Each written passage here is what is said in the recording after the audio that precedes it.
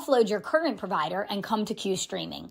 Get access to over 1,000 local and live TV channels and most series and movies found on multiple streaming platforms. Consolidate them all in one place with Q. By supporting Q, you are supporting the kingdom and ministries like ours. You'll unlock earlier access to our podcasts and content exclusive to Q alone. Scan the QR code for more information.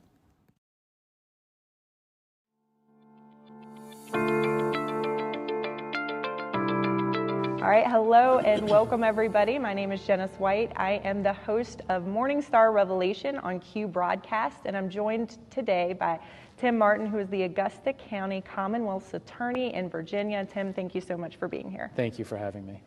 And so, Tim, what I wanted to do today is just get your take on a very important amendment and one of the hot topics this election cycle coming up in November, and kind of get your viewpoint from a legal stance on some things that are kind of hidden in the fine print of this amendment that have not been brought to the forefront but should be, because quite frankly, it extends well beyond just being pro-life or pro-choice. And so these are things that I think people need to know so that they're informed with knowledge and empowered when they go to the ballot box this November.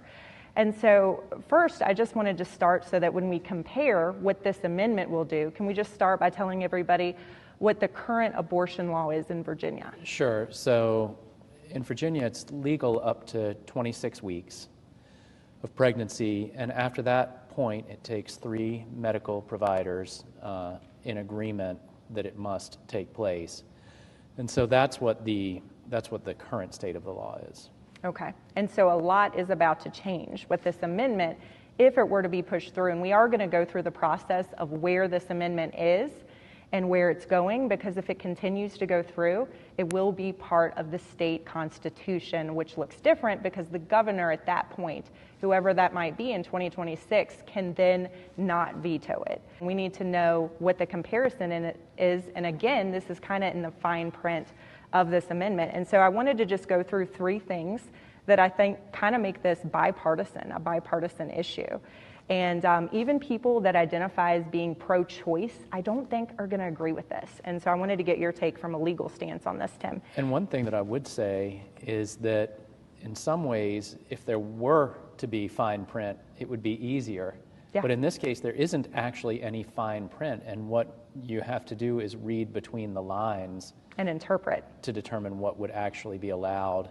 And I feel like what's in between those lines is so wide-ranging that most people would object.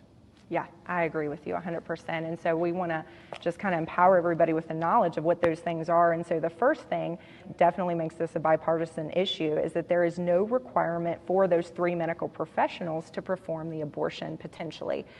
And so, which is very concerning.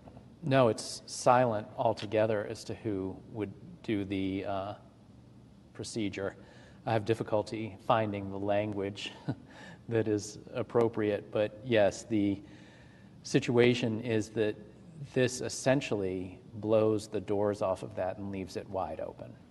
Yeah, so wouldn't be a need for any medical professionals. That's the way absolutely correct. The way that it's interpreted, or based on what we know, which is not much, but it could be potentially interpreted that there would no longer be that requirement. Now, I tend to be fairly careful with my language, but in reading this, I think that's how it would be interpreted. Yeah, I agree with you.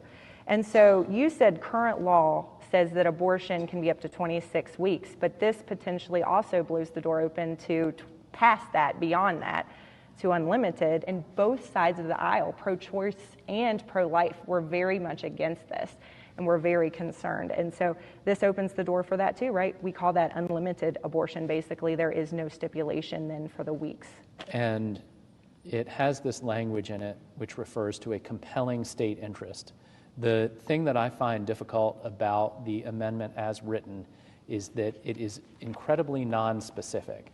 And so it would be up to any judge in any particular jurisdiction to make the interpretation of what state interest means or what reproductive freedom means in these other things. And so if you think back to Governor Northam's infamous statement about keeping someone comfortable, right. The notion there, at least the plain language, was that he meant after birth, which was incredibly disturbing, I think, to most anyone. I want to extend some grace to him that he couldn't possibly have meant that. Do you know what I mean by that? I know what he said. I remember thinking he can't possibly mean that. He himself was a doctor, and I think is a doctor. It was really hard to believe that that's what he meant in saying that, but the plain language was what it was. And there is, I can say that there's nothing in this that definitively codifies that position as legal going forward. I don't see that anyway.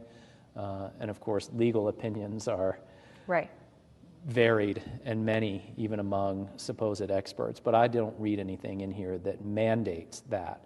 However, I don't read anything in here that that prevents it either. Right. So it's very open to interpretation at that point. It is incredibly open to interpretation. And you said it kind of crosses the boundaries then. You were talking about reproductive freedom into other areas. What were you referencing there? So when I said reproductive freedom, I mean that you read that euphemistic language, and I think that's done intentionally because it can be interpreted in any number of ways.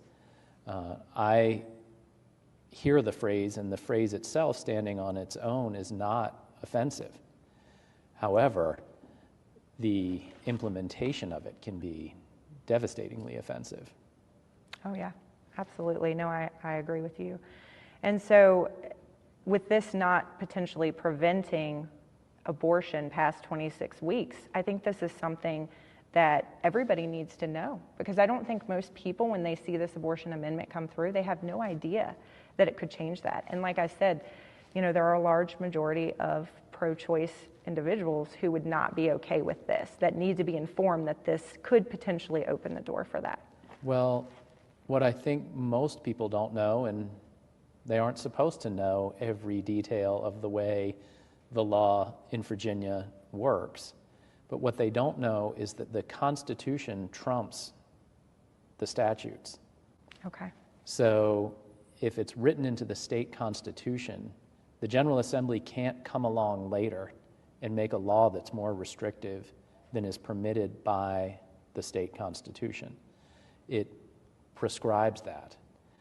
So going forward, a new General Assembly, a new governor, would be powerless to do it. They'd have to amend the Constitution again, which the process was made difficult from the beginning for the reason that you don't want the General Assembly and the governor's hands tied. Right.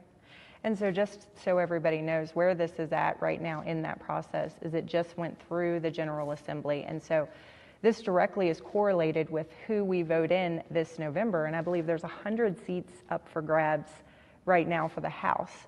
And so these individuals who we're voting in are going to be the people making the determination next year's General Assembly to put this on the ballot in 2026 to potentially become part of the state constitution. And that's why this is so concerning.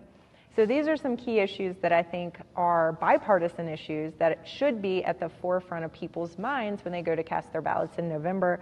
Tim, and I just wanted to get your take on them because these are things that are open to interpretation for this abortion amendment. And the first is that there is no requirement for medical professionals to perform the abortion, could be one of the interpretations of this. Can you just add to that what you think? Yes, in reading the amendment itself, I think that that's a likely interpretation.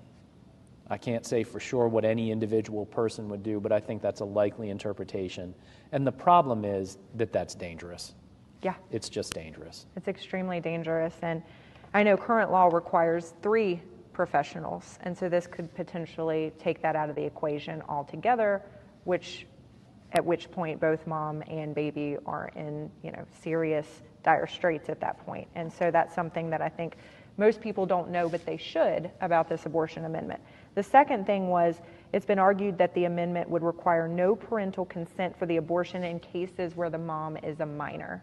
And so this is concerning to me because, minors, they can't vote, they can't serve public office, they can't serve in our military for good reason. They're minors, yet they're going to allow them potentially with this new abortion amendment to make a life-altering decision, and the parents would have no idea what is going on.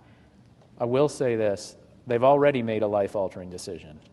But at that point, having an adult come alongside in part because people who are 16, 15, 17 are not adults, and their brains are not fully formed, and they can't make good decisions. And that certainly applied to me at that age, and I imagine it applied to most everyone who looks back on it in retrospect. And I think that is a very likely interpretation of that amendment. And the problem is you can't change that by making a statute, and I don't think that this allows for that. Well, potentially. And if you pair this with the last topic we talked about with no medical professionals, then who is looking after the welfare of this minor? That's a huge concern as well. It is. So there's multiple different scenarios that could happen here, all of which are very bad, in my opinion. So that's something that I know that should be at the forefront, again, that people need to know. They don't know this, and they need to. The third issue is that there would be immunity from prosecution and penalties for anyone involved in providing any formal assistance in the abortion. And so this opens the door for potentially non-medical professionals assisting with an abortion. And then what else do you foresee here? Is this an accurate interpretation of what could happen, immunity from prosecution? Yes, I think that is the point that I feel most confident in speaking to in this. It does seem to provide near blanket immunity. And I understand that for the people who wrote this and many of the people to whom the notion of reproductive freedom is important, the thought that you could be prosecuted for seeking an abortion or performing one is offensive. However, there are circumstances in which someone who's not a doctor could perform an abortion and do it in such a careless and gross and reckless manner that it would be a crime. And I can't pursue that here. And I can think of eye-watering scenarios in which every reasonable person would want the bad actor to be prosecuted. There is a very good argument to be made that this would prevent that. Yeah. And again, these are all topics that are bipartisan in nature, regardless of whether you identify as pro-life or pro-choice. This is where we need to unify together, because I don't think any of the outcomes and situations from those 3 points we just talked about is something anybody in Virginia truly wants at the heart of it. And so... Well, what we're not debating here is whether abortion should or should not be legal. That is not what this debate is about. This debate is about whether that amendment would be a good thing or a bad thing. And what it prevents is prosecution of criminals who involve themselves in an abortion. It allows really young children to make these decisions, and it is, those are things that I think you would find broad disapproval for. Yeah, I agree. And again, that's why we wanted to bring these to the forefront today, again, in a call of action and unity for Virginians when they go to cast their ballots this November. We can argue the abortion matter another time. This shouldn't pass. Yeah. Hello everybody, it's Jenness White, and I just want to take the time to thank you for watching this very important video. And there's a couple next steps that you can help us with. First, sit down with your delegate or correspond with your delegate and see where they stand on this issue, and then spread that knowledge. The second thing you can do is share this video with everybody you know, with family and friends. Thank you for helping us with this very important mission.